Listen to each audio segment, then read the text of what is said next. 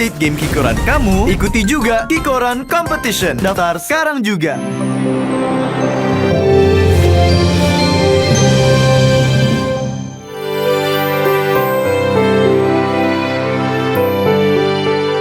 Kebahagiaan tengah menyelimuti keluarga mendiang Ustadz Jeffrey Al-Bukhari dan Umi Pipik Dian Irawati.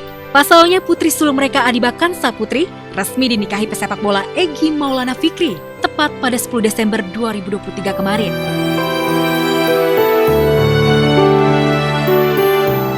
Momen akad nikah pun berlangsung sakral dan begitu haru saat Abizar Al-Ghifari selaku adik dari Adiba menggantikan peran sang ayah almarhum Uje untuk menjadi wali nikah.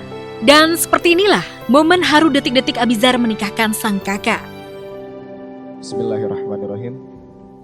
Kakanda Egy Maulana Fikri bin Bapak Syarifuddin, saya nikahkan dan saya kawinkan engkau dengan kakak kandung saya, Adiba Kanza Az-Zahra binti Jeffrey Al-Bukhari bin Ismail Modal, yang mewakilkan kepada saya dengan mas kawin berupa 46 gram logam mulia, 14 gram perhiasan emas, dan uang sebesar 1.210 euro dibayar tunai. Saya terima nikah dan kawinnya Adiba Kanza Az-Zahra binti almarhum Bapak Haji Jeffrey Al-Bukhari dengan mas kawin tersebut dibayar tunai.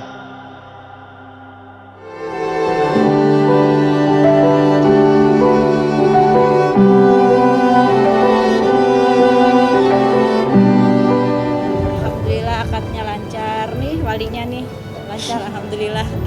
Walaupun deg-degannya bukan main. Dari mulai malam. Bukan main deg-degannya, cuman alhamdulillah lancar ya, maksudnya karena kebantu sama beberapa hal. Jadi alhamdulillah lancar. Deg-degannya itu beda kali ya sama apapun yang pernah gue rasain gitu, dan ini pertama kali, apalagi ini kakak gue sendiri gitu. Jadi sesuatu hal yang baru banget buat gue, sesuatu hal yang bisa dijadiin gue pelajaran juga, bahwa oh ternyata begini ntar jadi wali atau jadi bapak, mungkin rasanya mirip-mirip seperti itu. Menggantikan sosok mendiang sang ayah tercinta untuk menikahkan kakak kandungnya memang bukanlah hal yang mudah bagi Abizar. Dirinya justru terlihat selalu meneteskan air mata di momen pernikahan Adiba. Lantas, benarkah alasan tangisan Abizar di pernikahan Adiba tersebut? Karena teringat almarhum Uje. Jelas gitu loh, gue pasti ingat almarhum gitu, karena ya dulu almarhum pernah bilang kalau mau nyaksiin kita semua nikah sampai nikah gitu. Dan gue rasa almarhum nggak pernah ingkar janji, sampai saat ini masih melihat kita, masih melihat Adiba nikah, bahkan itu sampai nanti gue Aila Bilal itu tetap almarhum pasti tetap nyaksiin kita semua nikah. Tak hanya kerap kali menangis saat momen pernikahan kakaknya, Abizar juga memperlakukan Adiba seperti layaknya seorang ratu sejagat semalam. Abizar yang terlihat begitu menyayangi kakaknya itu rela menggendong Adiba hingga ke pelaminan. Momen sweet kakak beradik itu pun tak terhenti sampai di situ saja. Abizar juga terlihat memberi minum, menyuapi, memeluk Adiba dengan eratnya hingga keduanya menangis bersama. Lantas, benarkah rasa sayang Abizar terhadap kakak sulungnya itu seolah-olah menandakan bahwa Abizar belum siap melepas kakaknya untuk menikah?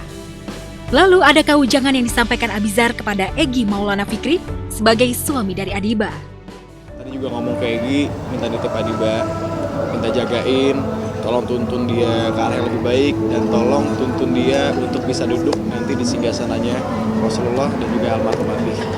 Ya alhamdulillah, senang ya sudah mengantarkan sampai di sini. Kan kita sebagai ibu itu kan hanya dititipi oleh Allah untuk dididik, untuk menemaninya, untuk membimbing, mengajarin dia gitu ya, sampai batas waktu sudah ada yang ingin menemani. Jadi kita melepaskannya dengan ridho insyaallah. Semoga Allah berikan keluarga yang sakinah, mawaddah, warahmah, mutmainnah ya, selalu bahagia akhir hayat sampai akhir hayat.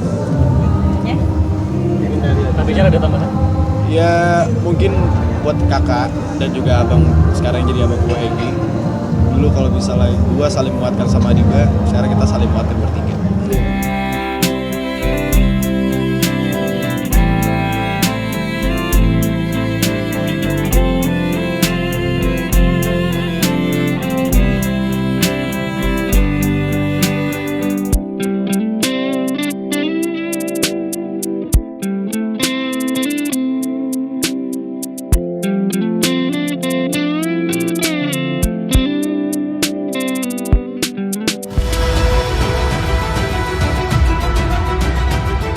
Dia tahu, bahkan dia dikasih tahu, dia memberitahu itu ke Kak Ririn gitu loh. Tapi dia nggak cerita ke aku gitu loh. Pertanyaan aku cuma why gitu loh. Harusnya kan dia kasih tahu.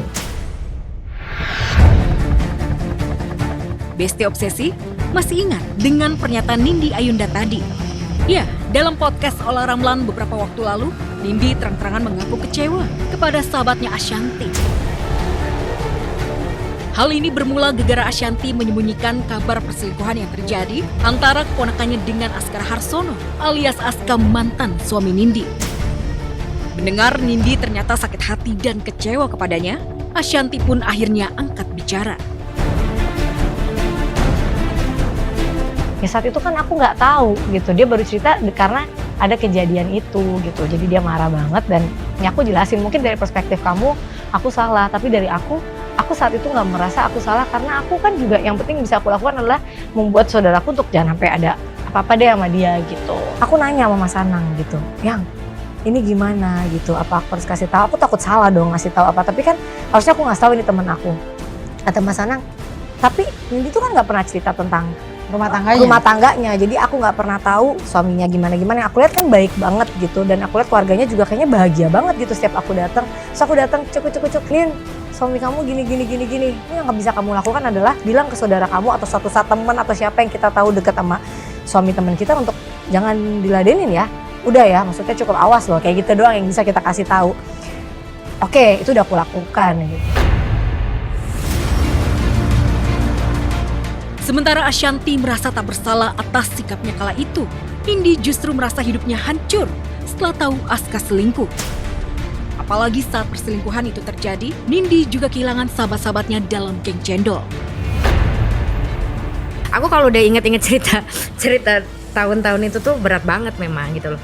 Jadi kayak aku menopang itu semua sendiri, sampai mama tuh kayak Nindi sabar ya gitu loh. Kadang mungkin lihat di YouTube gitu kan, di YouTube lihat kayak mami kumpul sama yang lain gitu kan.